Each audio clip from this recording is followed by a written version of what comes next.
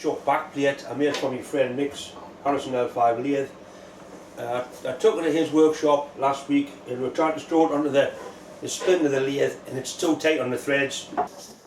Right, we're in my mate's Mick's workshop. This is his Harrison L5 lathe, and that's the chuck back plate we spent the last couple of weeks making.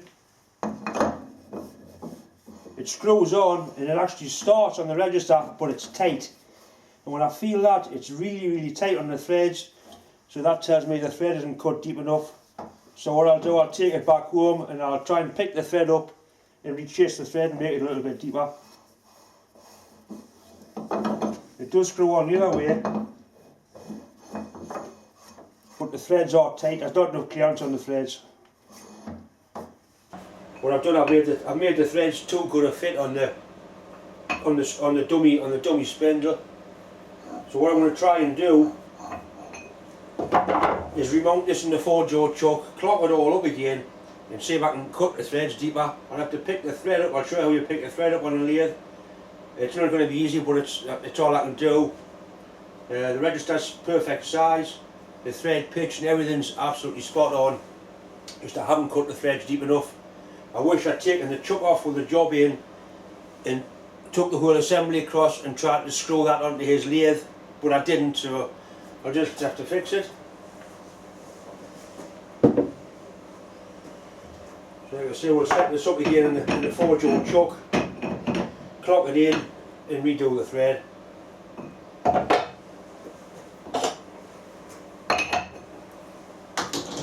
Just use the drill chuck to get it somewhere near centre.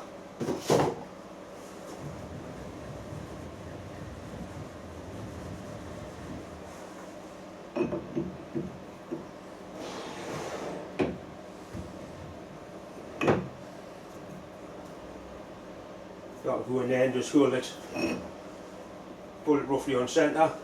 So we'll lift these up.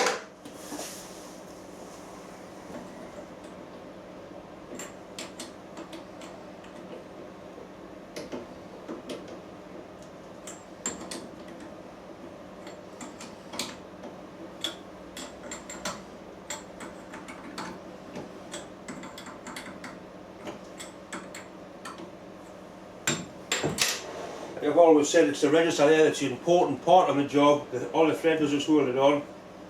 So we'll put a clock gauge on and sew it up and see if we can pick the thread up again. It's not a million miles away.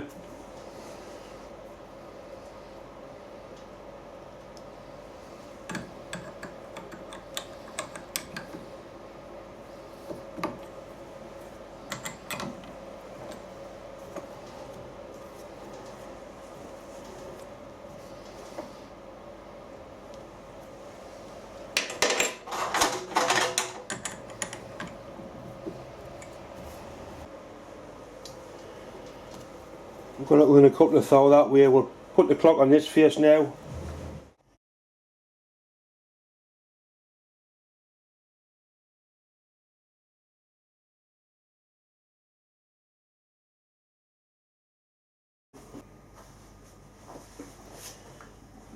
Yeah, I've got two clocks on it now, one on the face and one on the register. It is running very near.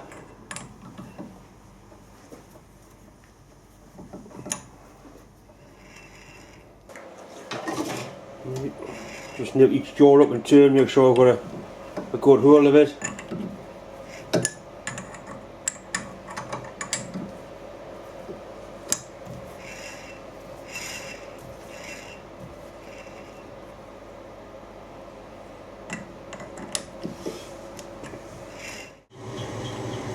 Right, you can see we've got it running nice and true.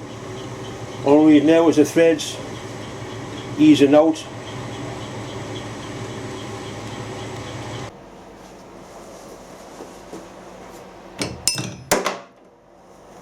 I've got a feeling it's going to be one of them nights again. I hope not.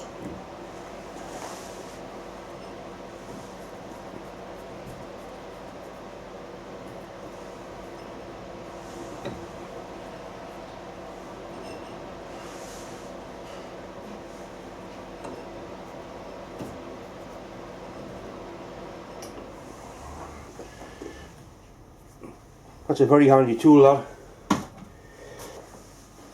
When we originally cut the thread, I had the compound angle set at an angle like that, 27.5 degrees, 27.5 degrees like that, and we're fed in using the compound slide at that angle there.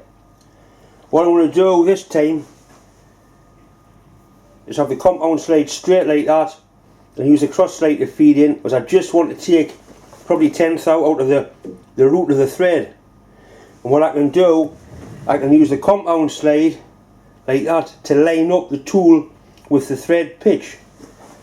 I'll have to set the lathe running and look in there and turn that as the lathe revolving to get that in line with the thread.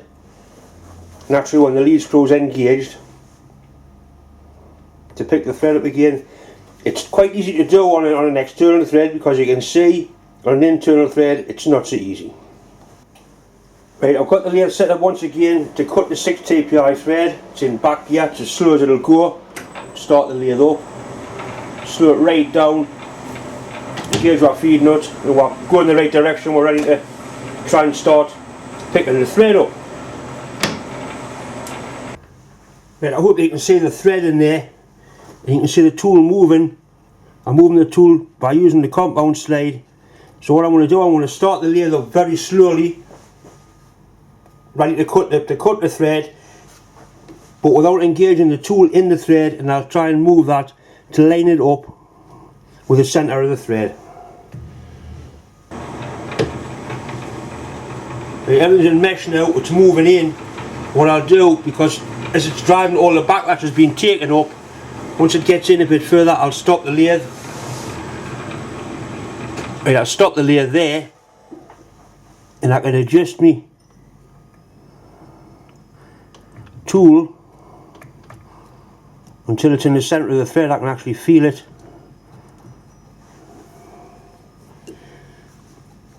In the centre of the thread there, and it's actually bottoming out. So what I'll do, I'll zero me cross slide at that. I'm using the tailstock just as it stops to fit, because I've got a recessed cut for the threading tool to rest into. I know how far to wind the carriage back between each cut. It'll just touch on the chuck on the tailstock, and I know that's where I've got to start my threads from again once the thread indicator comes round.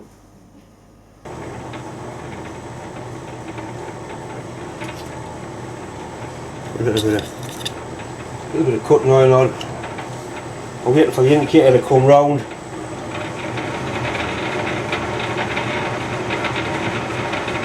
Getting near now, this is the moment of truth. Right, one area there.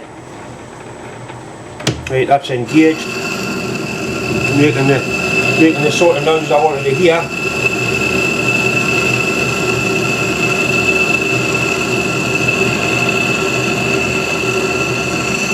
Right, so we're disengaged in a turn and a half, back out to our stop.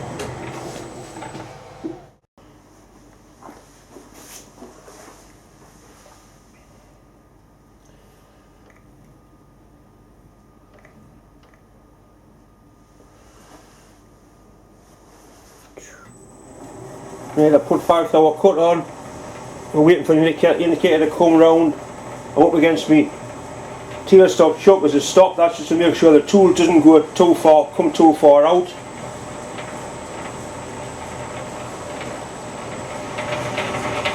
Speed things up a little bit as we're waiting.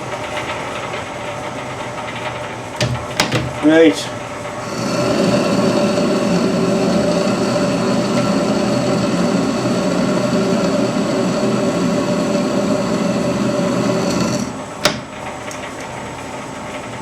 In a turn and a half, back to the stop.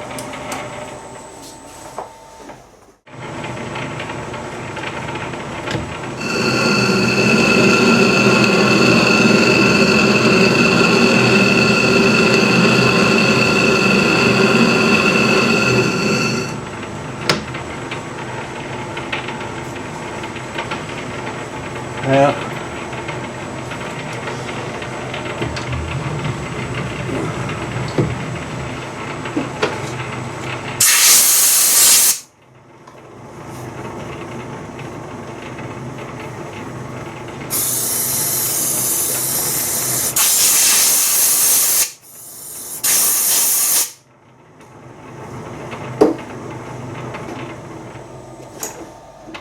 We'll certainly clean the threads up.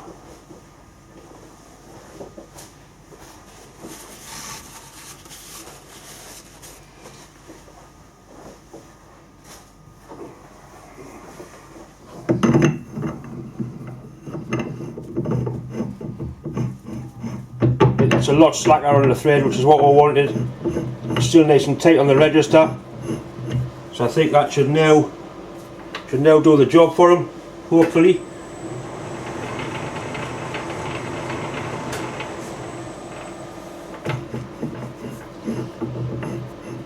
I think what I might do, I might leave it in my chuck, take it across and try it on his lathe, and then if I need to do some more I can without having to set it up again.